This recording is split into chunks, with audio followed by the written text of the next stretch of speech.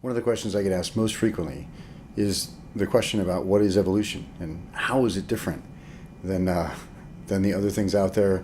Is it just clever marketing? All these questions that people have. And in the title Evolutionary Guide, that's kind of weird. Why don't you just call yourself a coach?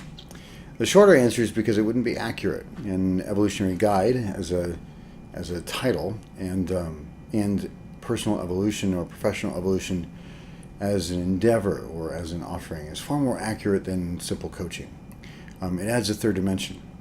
Before we get to that dimension that it adds, let's just talk about development and transformation. Development is increasing your capacities in a certain context. Maybe it's communication, maybe it's an athletic skill, whatever it may be. You're developing yourself, whether it's developing a muscle or whether it's developing some skill that you use on a daily basis or whatever it may be. And there may be levels, the certifications that you can attain. There may be different levels of play. In sports, we've got, of course, amateur and pro-am and the pros, or in the Olympics, you've got different, I like to use the Olympic metaphor a lot, you've got different medals, right? So they indicate a certain level of development in that particular narrow capacity. And we need development. We need to develop ourselves in different areas. I think it's pretty much commonplace, common knowledge, and commonly accepted that we need to develop ourselves if we're going to be successful, whether it's in our relationships that are personal and intimate, or whether it's in our professional lives. And transformation, of course, is often modeled after breakdown and breakthroughs. It's, you can change anything at any moment. That's very different than development. Obviously, development takes time and effort and investment. Transformation is really often just a matter of perspective. Changing your state will change or transform a situation. Changing your interiors, changing yourself, changing how you relate to the situation. What about evolution? Evolution takes those two and adds to them and adds a vertical element. So there's a third dimension to it. And another way to think about it is that it is development along the self-developmental line. So it's not communication skills, but it's really developing yourself. And how are we developing ourselves specifically? We're increasing our capacities to take on an ever-increasing number of perspectives or viewpoints. Really, how much of the world can we see? How expansive is our vision? How wide of an embrace can we have such that we're free emotionally? Let me give you some examples of evolution. And by the way, the ways that I'm about to label it, there's tons of research out there, whether it's Jean Gebser with stages of consciousness, or whether it's Jean Piaget with cognitive development, or whether it's Lawrence Kohlberg and Carol Gilligan with female moral development. And so let's just use, there's more complex models, but let's just use three basic stages, from pre-rational to rational to trans-rational, or from egocentric, me against the world, to ethnocentric or nationalistic, me and my people against the world, or world-centric, we're all in this together. And I don't mean cognitive understanding of those stages. That's one thing.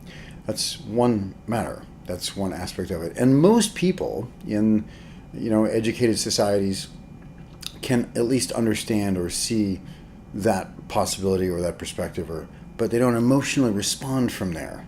They emotionally respond from lower levels, typically.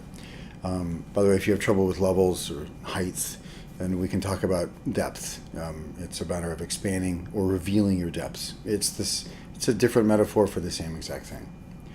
So, karma. And karma is a weird word in the West sometimes it's not. You're in California, people talk about it all the time, but there's a particular kind of karma I mean. I really mean reaping what you sow, right? That kind of karma.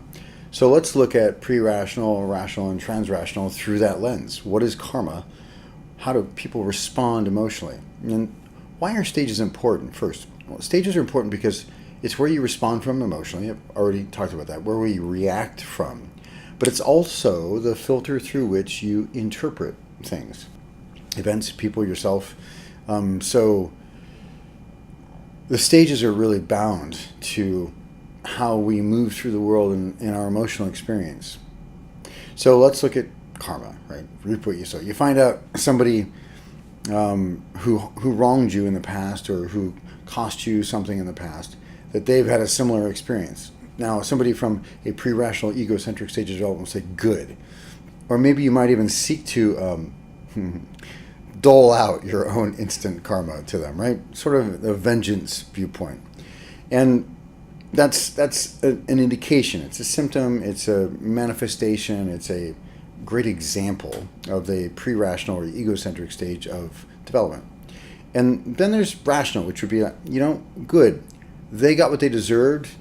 Justice was served, right? It's a matter of justice, not vengeance, but justice. And then if it were coming from transrational or stage 3 or world-centric, you would have the emotional experience, not the good, they got it, well, here's how I should really think, but the emotional experience of going, that's good.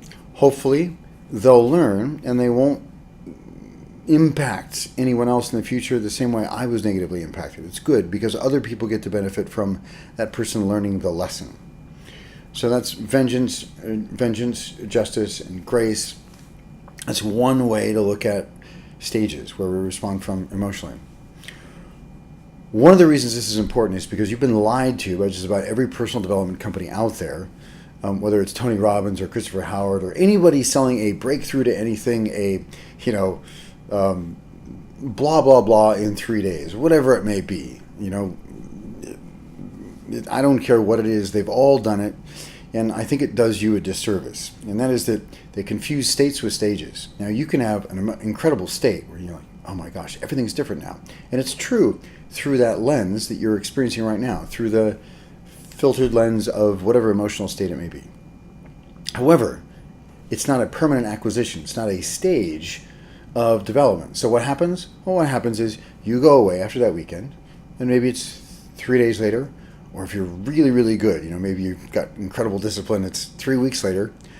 I've never seen it last much longer than that. And then you fade back into the same habit patterns, and you think because you've been set up that way, oh, there must be something wrong with me, or I did it wrong, or gosh, X, Y, Z, and you shame yourself.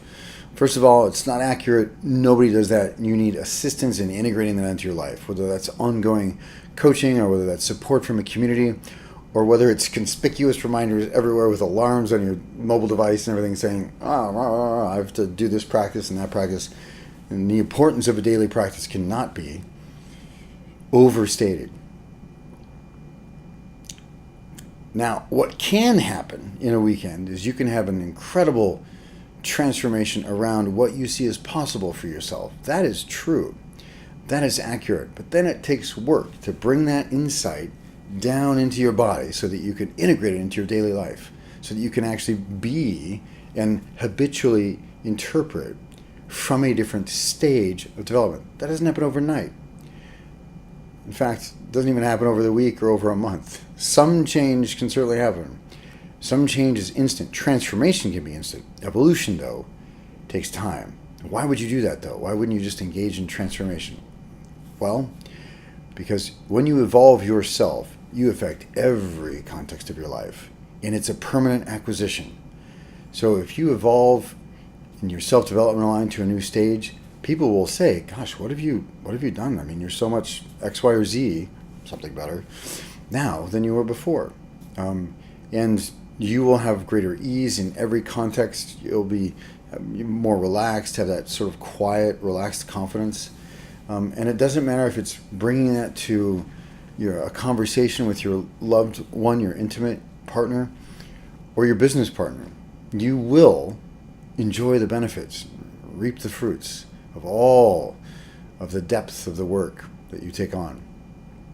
And the more we get people moving through stages of development as it relates to their ego and their self in terms of how they view themselves, the better off the world will be. I'm D McClain. I'm your host here, and I'm your evolutionary guide.